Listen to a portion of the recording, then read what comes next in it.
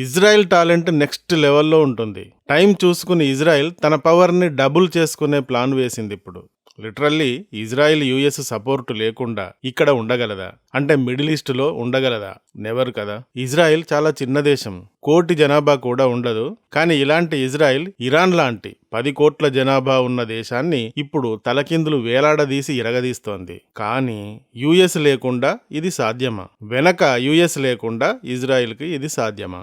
Islamic దేశాలు, ఆ దేశాలలోని మతోన్మాద యూదు వ్యతిరేక గ్రూపులు ఇజ్రాయెల్ చుట్టూ ఉన్నాయి. ఇప్పుడేమో ఇరాన్ లాంటి శక్తివంతమైన దేశంతో డైరెక్ట్ గా యుద్ధం పెట్టుకుంది. ఈ యుద్ధం తర్వాత కూడా ఇజ్రాయెల్కి థ్రెట్ తప్పదు. వీటినన్నింటినీ విజయవంతంగా గెలవడానికి ఇజ్రాయెల్ ఇప్పుడు నెంబర్ 1 ప్లాన్ వేసింది. గల్ఫ్ దేశాలలో సౌదీ, యుఏఈ, ఖతార్, బహ్రెయిన్ లాంటి చాలా దేశాలలో యుఎస్కి బేసులు ఉన్నాయి కదా. ఈ బేసులను ఇజ్రాయెల్కి షిఫ్ట్ చేయాలన్నదే ఈ ప్లాన్. ఇజ్రాయెల్ మీడియా ఛానల్ 12 ఈ న్యూస్ని పబ్లిష్ చేసింది. ఇప్పుడు జరుగుతున్న యుద్ధం ఆగిపోయిన వెంటనే గల్ఫ్ దేశాల్లో ఉన్న యుఎస్ బేసులను ఇజ్రాయెల్కి మార్చే విధంగా ఏర్పాట్లు చేస్తున్నట్టుగా ఛానల్ 12 పబ్లిష్ చేసింది. బహ్రెయిన్లో యుఎస్ నేవీ 5th ఫ్లీట్ పేరుతో ఒక బేస్ ఉంటుంది. రెడ్ సీలో గాని, అరేబియా సీలో గాని అవసరమైనప్పుడు నావల్ ఆపరేషన్ చేస్తుంది ఈ బేస్ నుండి యుఎస్ సైన్యం. కువైట్లో camp Arifjan, Ali Al Salem air base, camp Buehring అను బేసులు ఉన్నాయి. ఖతార్లో Al Udeid air base, CENTCOM forward headquarters అనే పేరుతో యుఎస్ కి బేసులు ఉన్నాయి. ఇక్కడ యుఎస్ యొక్క 10,000 ట్రూప్స్ ఉంటాయి. సౌదీ అరేబియాలో ప్రిన్స్ సుల్తాన్ ఎయిర్ బేస్ ఉంది. ఓమెన్లో డూకుమ్ పోర్టు ఉంది. ఈ మొత్తం బేసుల్లో 50 నుండి 55,000 యుఎస్ సైన్యం ఉంటుంది. ఫిబ్రవరి 28వ తేదీన ఇరాన్తో యుద్ధం మొదలైన తర్వాత ఈ గల్ఫ్ దేశాలన్నీ కూడా ఇరాన్ పైన యుఎస్ చేసే దాడులకు తమ నేలను ఉపయోగించుకోనివ్వము, అందుకు అనుమతించము అన్నాయి. ఇప్పుడు జరుగుతున్న ఈ యుద్ధం పూర్తయిన తర్వాత ఈ దేశాలు యుఎస్ బేసుల విషయంగా ఎలాంటి నిర్ణయం తీసుకుంటాయో కూడా తెలియదు. ఎందుకంటే ఇరాన్ యుఎస్ బేసులు ఈ గల్ఫ్ దేశాలలో ఉన్నాయి అని చెప్పి గల్ఫ్ దేశాల పైన విధ్వంసకరంగా దాడులు చేస్తోంది.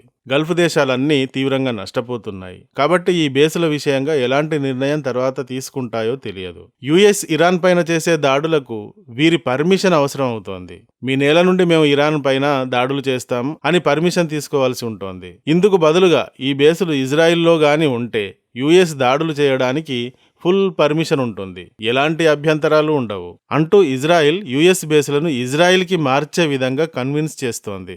యుఎస్ బలగాలు వచ్చి ఇజ్రాయిల్కి 4 దిక్కుల బేసుల్లో ఉంటే ఇజ్రాయిల్ పైన ఎవరైనా దాడి చేయాలంటే అది అంత ఈజీ కాదు. అక్కడ యుఎస్ స్పందిస్తూ ఉంటుంది. ఇజ్రాయిల్తో పెట్టుకున్నప్పుడల్లా యుఎస్తో పెట్టుకున్నట్టుగా ఉంటుంది. చుట్టూ మూగిన శత్రువులకు ఇది గట్టి ఆన్సర్ అవుతుంది. అసలే ఇజ్రాయిల్ పవర్ఫుల్. ఇప్పుడు యుఎస్ బేసులు గల్ఫ్ నుండి తరలి వచ్చి ఇజ్రాయిల్లో గాని దిగితే ఈ పవర్ డబుల్ అవుతుంది. ఇజ్రాయిల్ ఎక్కడ ఉందో ఒకసారి క్లియర్గా చూడండి. ఇది ఇజ్రాయిల్. దీని చుట్టూ చూడండి, ఇది ఈజిప్టు, ఇది జోర్డాన్. ఇక్కడ చూడండి ఇరాక్, సిరియా, లెబనాన్. ఇది సౌదీ అరేబియా. ఇక్కడ చూడండి నియర్లీ 1600 కిలోమీటర్ల దూరంలో ఇరాన్ ఉంటుంది.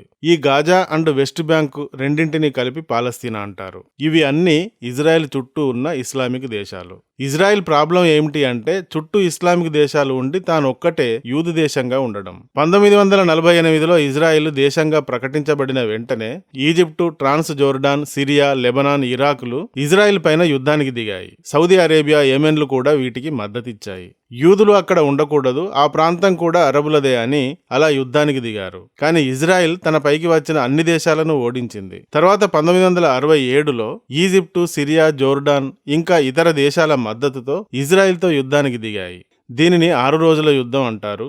ఇజ్రాయెల్ ఈ అన్నింటినీ కూడా మళ్లీ ఓడించింది. ఆ తర్వాత 1973లో ఈజిప్టు, సిరియాలు మిగతా అరబ్ దేశాలతో కలిసి మళ్లీ ఇజ్రాయెల్ పైన యుద్ధానికి దిగాయి. దీనిని యోమ్ కిప్పుర్ వార్ అంటారు. ఇజ్రాయెల్ మళ్లీ ఇందులో గెలిచింది. ఆ తర్వాత అరబ్ దేశాల మధ్య సమన్వయం దెబ్బతినడం, ఇజ్రాయెల్ సైనిక బలం చాలా శక్తివంతమైంది అని ప్రూవ్ అవ్వడం, ఈజిప్టు, జోర్డాన్ లాంటి దేశాలు శాంతి మార్గాన్ని ఎంచుకోవడం, యుఎస్, యూకే లాంటి దేశాలు ఇజ్రాయెల్కి పెట్టని కోటల్లా వెనక నిలబడడం వల్ల ఇక అరబ్ దేశాలు అన్నీ కలిసి వచ్చి ఒక్కసారిగా ఇజ్రాయెల్ పైన దాడి చేయాలి అన్న ప్లానుని చేయలేదు. ఇలాంటి పెద్ద యుద్ధాలు జరగలేదు గాని 1982, 2006లో లెబనాన్తో యుద్ధం జరిగింది. 2008లో గాజాలోని హమాస్తో, 2012లో కూడా మళ్ళీ హమాస్తో, 2014, 2021, 2023లో గాజాతో అంటే హమాస్తో యుద్ధాలు జరిగాయి. ఇప్పుడు ఇరాన్తో ఇజ్రాయెల్ యుద్ధం చేస్తూనే ఉంది. ఇరాన్ 1980 దాకా ఇజ్రాయెల్తో స్నేహంగా ఉండేది. కానీ 1980లో అక్కడ రెజా పహ్లావి రాజవంశం కూలిపోయి ఆయతుల్లా అలీ ఖమేనీ మతపాలన మొదలైన తర్వాత ఇజ్రాయెల్ని శత్రువుగా ఇరాన్ ఎంచుకుంది. ఎందుకు ఎంచుకుంది అంటే దీనికి ఒకే ఒక్క బలమైన కారణం, మతం. ఇజ్రాయిలీలు యూదులు, తాము ముస్లింలు. ఈ ఇజ్రాయిలీలను ఇక్కడ లేకుండా చేయాలి, ఇంతే. ఇరాన్లో పాత రాజును కూల్చివేసి తాము వచ్చిన తర్వాత తమ ప్రత్యేకతను చూపించుకోవాల్సి ఉంటుంది కదా. ఎందుకు మీరు గత ప్రభుత్వాన్ని కూల్చారు, మీరు ఎందుకు అధికారంలోకి వచ్చారు అంటే, చూడండి మన మధ్య యూదులు ఉన్నారు, వారిని తరిమివేయాలి, అందుకే వచ్చాం అని చెప్పేందుకు ఇజ్రాయెల్ని శత్రువుగా చూడడం ప్రారంభించింది ఇరాన్లోని కొత్త రెజిమ్. అమెరికా గల్ఫ్లోని చాలా దేశాలలో బేసులు ఏర్పాటు చేసుకుని పెత్తనం చేస్తోంది. సో యుఎస్ని ఇక్కడ నుండి తరిమేస్తే నెక్స్ట్ మన ఇరానే ఇక్కడ డామినేటింగ్ పవర్ అవుతుంది. ఇరాన్ ప్రజలంతా మా పరిపాలనకు మద్దతు ఇస్తే మేము ఇజ్రాయెల్ని మిడిల్ ఈస్ట్ మ్యాప్లో లేకుండా చేస్తాం, అమెరికాని కూడా ఇక్కడ నుంచి పారిపోయేలా చేస్తాం అంటూ ఇరాన్ మత పాలకులు ప్రజలకు ఫీడింగ్ ఇస్తూ వచ్చారు. ఇరాన్కి అవసరం లేని, ఇరాన్కు సంబంధం లేని ఇలాంటి ఇష్యూను ముందుకు తెచ్చింది. ఇజ్రాయెల్ విషయం ఇరాన్కు ఎందుకు? ఇజ్రాయెల్ 1600 కిలోమీటర్ల దూరంలో ఉంటుంది. ఎలాంటి బార్డర్ కనెక్షన్స్, ఎలాంటి డిస్ప్యూట్స్ ఇరాన్తో లేవు. కానీ ఇజ్రాయెల్ని శత్రువుగా ఎంచుకుంది. ఎందుకు అంటే ఇజ్రాయెల్ ఇస్లామిక్ దేశం కాదు, ఆ దేశం మా మధ్య ఉండకూడదు. ఈ లక్ష్యంతో ఇరాన్లోని మత పాలకులు ఇజ్రాయెల్ పైన శత్రుత్వాన్ని ప్రకటించారు. మనకు పడమటి దిక్కున పనికిరాని పాకిస్తాన్ ఉంటుంది కదా. ఇప్పటి వరకు పాకిస్తాన్ మనతో 4 పెద్ద యుద్ధాలు చేసింది, లెక్కలేనన్ని బార్డర్ యుద్ధాలు చేసింది. ఎందుకు యుద్ధం మనతో అంటే భారతదేశాన్ని కూడా రాజ్యంగా మార్చడం దాని లక్ష్యం.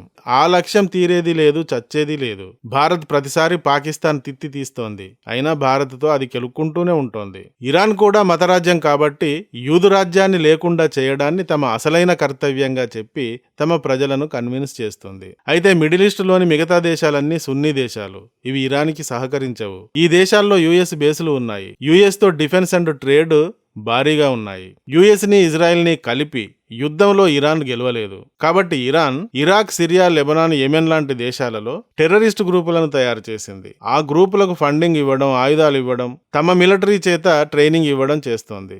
ఇరాన్ డైరెక్ట్ గా ఇజ్రాయెల్ పైన స్ట్రైక్స్ చేయాలి అంటే చాలా దూరంగా ఉంటుంది కదా. కాబట్టి ఇరాన్ ఇజ్రాయెల్ చుట్టూ ఇలాంటి పిచ్చి కుక్కల గుంపును తయారు చేసింది. ఈ పిచ్చి కుక్కల గుంపు ఇజ్రాయెల్ ని టైము, డేటు అనే తేడా లేకుండా టార్గెట్ చేస్తూనే ఉన్నాయి. ఇజ్రాయెల్ వీటి వల్ల ప్రతిరోజు యుద్ధంలోనే బతికేస్తున్నట్టుగా ఉంటోంది. ఏమిటయ్యా ఇజ్రాయెల్ పైన ఇరాన్కి పగ, ఇంతగా పగ అంటే ప్రజలకు కిర్రెక్కిచ్చేందుకు చెప్పే మాట, మనం ముస్లింలం, మన మధ్య ఆ జ్యూస్ ఎందుకు అని చెప్తుంది. మతం అంటే ప్రజలకు ఎక్కిపోతుంది కదా. ఒక శత్రువు ఉన్నాడు, వాడు మనవాడు కాదు, కానీ మన మధ్యలో ఉన్నాడు. వాడు మిమ్ములను ఏదో ఒక రోజు నాశనం చేయడానికి వస్తాడు. వాడు పైగా చాలా బలవంతుడు. వాడిని నేను నాశనం చేస్తాను, కానీ యుద్ధంతో కాదు, టెర్రరిస్టులను ఎరగా వేసి నాశనం చేస్తాను అని ఇరాన్ డజను టెర్రరిస్టు గ్రూపులను తయారు చేసి ఇజ్రాయెల్ చుట్టూ పెట్టింది.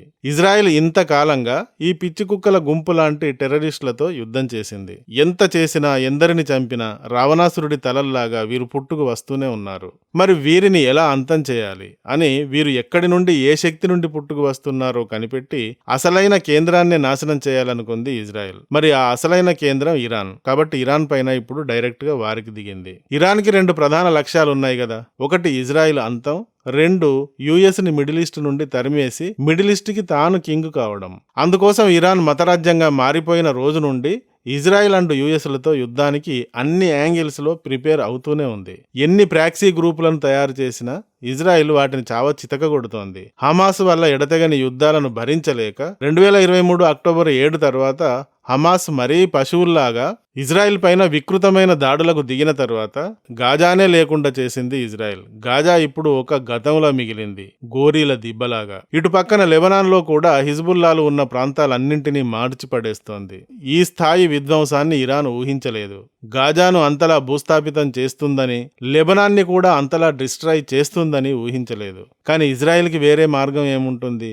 ఒకే ఒక్క మార్గం ఉంటుంది. తాను బతకాలంటే చంపడం తప్ప వేరే మార్గం లేదు. సో ఇజ్రాయెల్ చంపడాన్నే ఎంచుకుంది. ఇది గమనించిన ఇరాన్ తన డిఫెన్స్ వ్యవస్థలని భారీగా తయారు చేసుకుంది. శత్రువును ముప్పు తిప్పలు పెట్టే వ్యూహాలను తయారు చేసుకుంది. గల్ఫ్ దేశాలలోని అమెరికా బేసులను బీభత్సంగా టార్గెట్ చేస్తోంది. ఈ డిఫెన్స్ తోనూ ఈ వ్యూహాలతోనూ గల్ఫ్లోని అమెరికా బేసులను అంటూ ఇప్పుడు ఈ యుద్ధంలో బీభత్సంగా గల్ఫ్ దేశాలను టార్గెట్ చేస్తోంది. అమెరికాకు తమ దేశంలో బేసులను ఇవ్వడం వల్లే కదా తమపైన ఇరాన్ ఇంతగా దాడులు చేస్తుంది అని గల్ఫ్లోని సున్నీ దేశాలన్నీ అమెరికాకి రివర్స్ కావాలి. తమ దేశాల నుండి అమెరికా బేసులను ఎత్తివేయాలి. ఈ విధంగా ఆ దేశాలు అమెరికాని ఒత్తిడి చేయాలి అనే లక్ష్యంతో గల్ఫ్ దేశాలపైన దారుణంగా అటాక్ చేస్తోంది ఇరాన్.